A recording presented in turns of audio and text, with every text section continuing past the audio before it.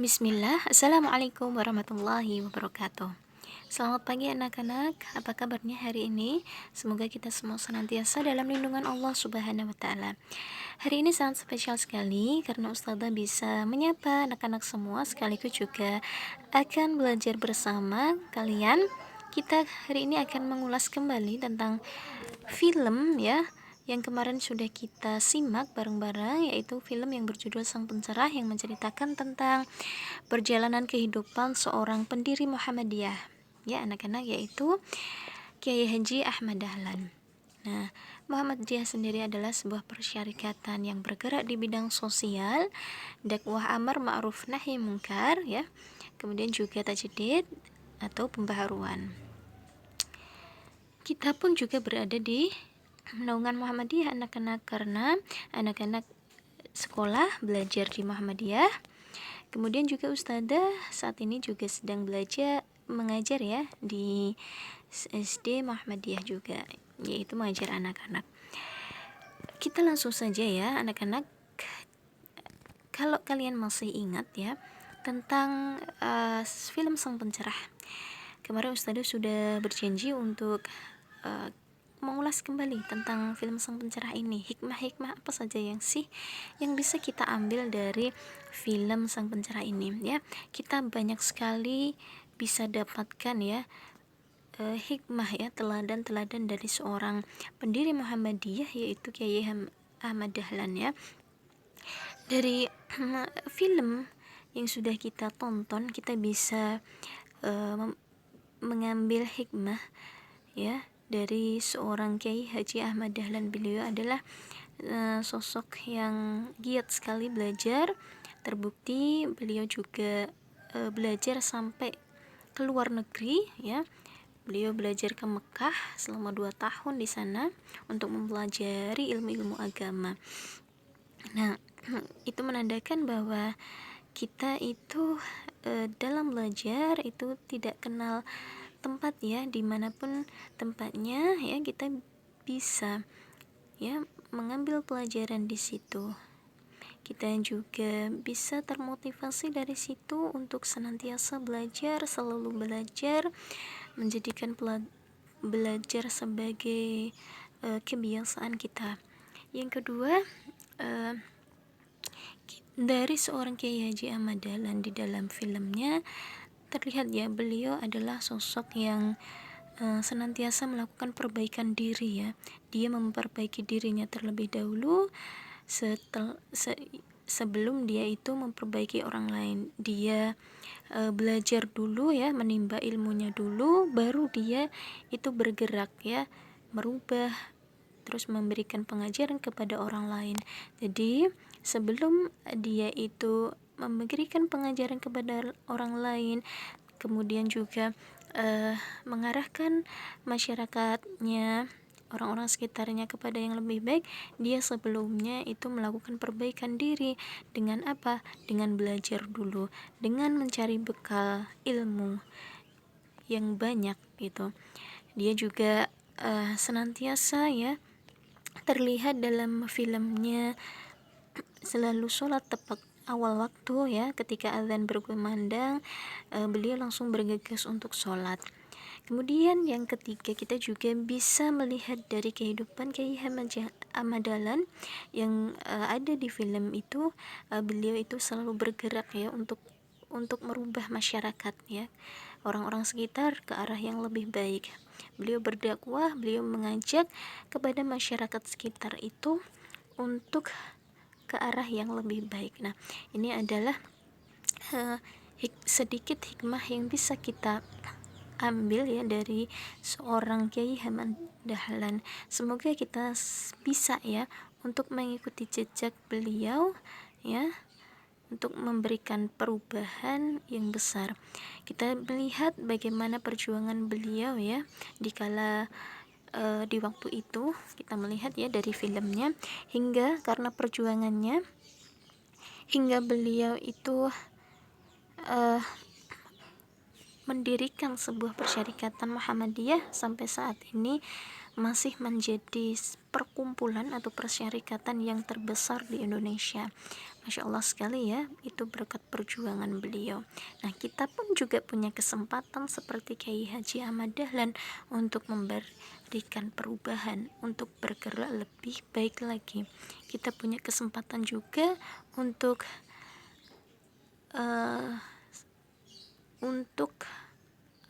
melakukan perubahan, untuk berbuat baik kepada orang-orang sekitar. Itu ya anak-anak, hikmah teladan yang bisa kita ambil dari film Sang Penjerah. Kemudian kita masuk kepada sejarah Muhammadiyah anak-anak. Di dalam filmnya kita juga sudah mengetahui sedikit ya, siapa sih pendiri dari Muhammadiyah, kemudian di mana didirikan, kemudian tanggalnya juga kapan didirikan. Nah, kita belajar dulu tentang asal kata Muhammadiyah ini anak-anak. Muhammadiyah itu adalah kata yang berasal dari bahasa Arab, yaitu Muhammad, yaitu merujuk pada Nabi Muhammad, dan tambahan ya setelahnya yang artinya adalah pengikut. Jadi Muhammadiyah itu artinya adalah pengikut Nabi Muhammad Sallallahu Alaihi Wasallam.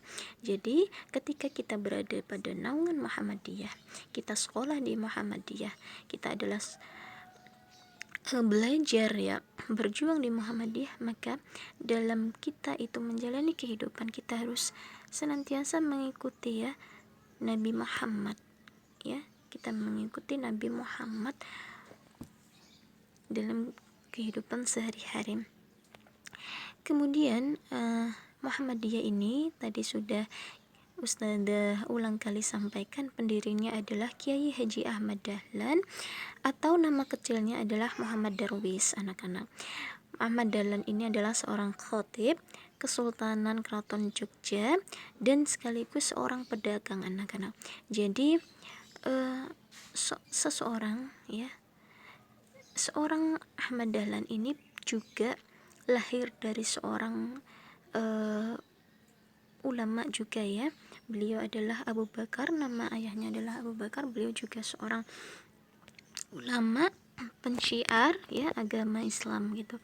Jadi Ahmad Dahlan ini adalah keturunan dari orang-orang yang memang sudah berkecimpung pada dakwah Islam gitu anak-anak.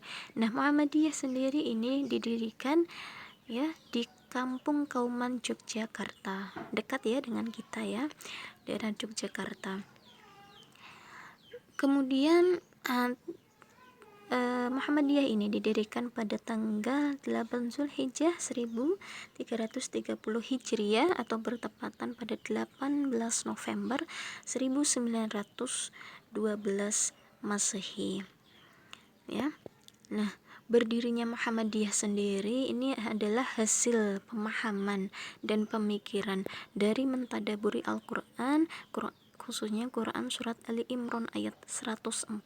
Nah anak-anak, jadi inspirasi, motivasi Ahmad Dahlan ini mendirikan Muhammadiyah itu hasil dari beliau itu mentadaburi Al-Quran, beliau itu dekat dengan Al-Quran, beliau itu mempelajari Al-Quran.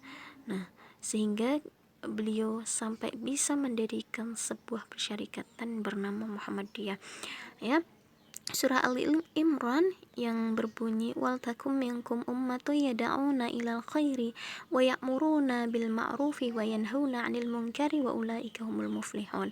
Yang artinya, dan hendaklah di antara kamu ada segolongan orang yang menyeru kepada kebajikan, menyuruh berbuat yang ma'ruf dan mencegah dari yang munkar. Dan mereka itulah orang-orang yang beruntung. Jadi anak-anak, barang siapa yang mereka itu melakukan amar ma'ruf nahi munkar ya, menyeru berbuat yang baik dan mencegah dari yang munkar atau berdakwah mengajak kebaikan, maka beliau adalah orang-orang yang beruntung ya. Siapa sih yang tidak mau menjadi orang yang beruntung gitu? Semua pasti mau.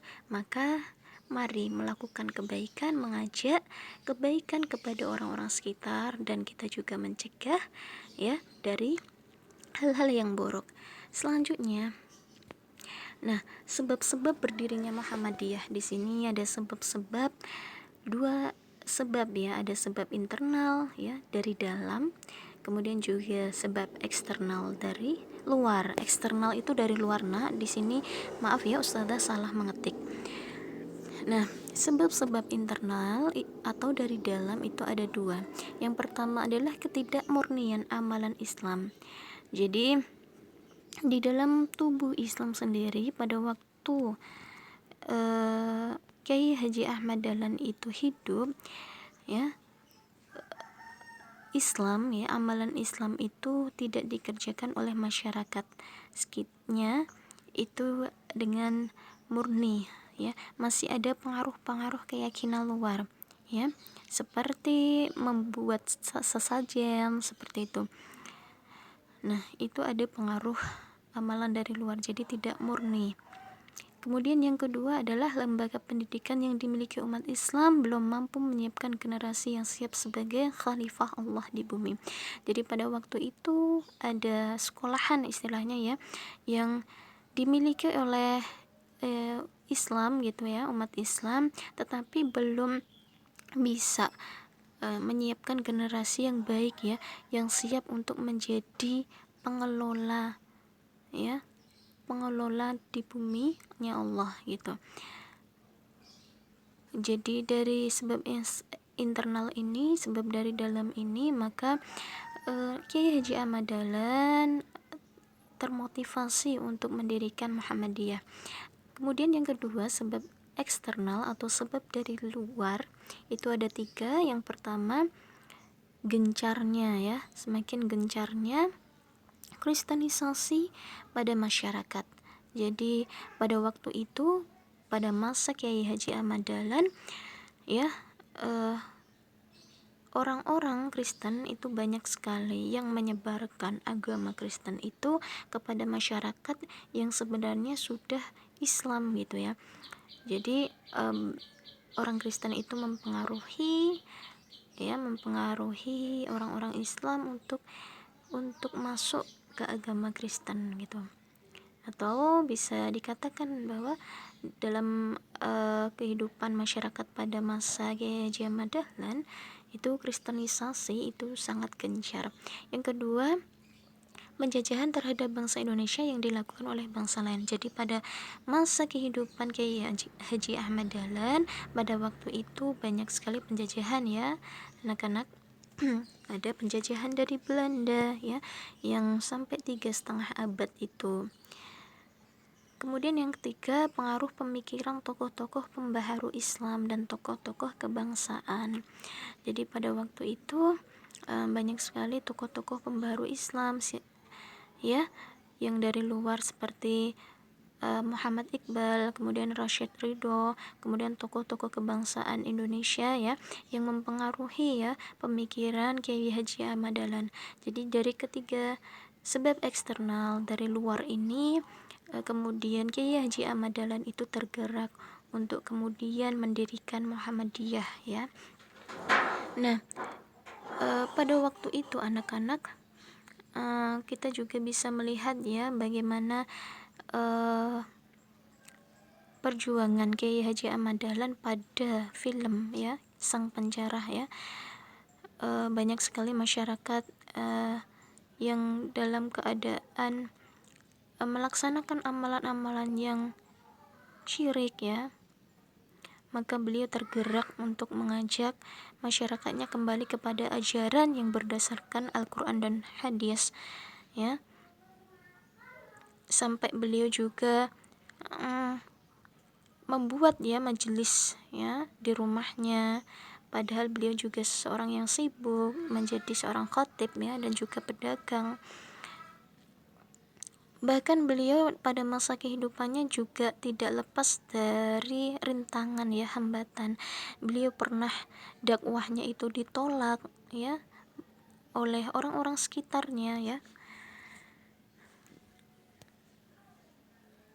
Ya, beliau itu sampai mengalami ya pada titik terendah ketika majelis ilmunya ya yang berada di musolanya itu sampai dirobohkan oleh orang-orang sekitar. Nah, itulah rintangan-rintangan yang dihadapi oleh Kiai Haji Ahmad Dahlan di dalam mendirikan Muhammadiyah. Jadi kita bisa melihat ya, mengambil ibrah dari perjalanan kehidupan Ahmad Dahlan ini, bahwa ketika kita melakukan kebaikan pasti ada saja orang-orang yang memang tidak menyukai kita ya.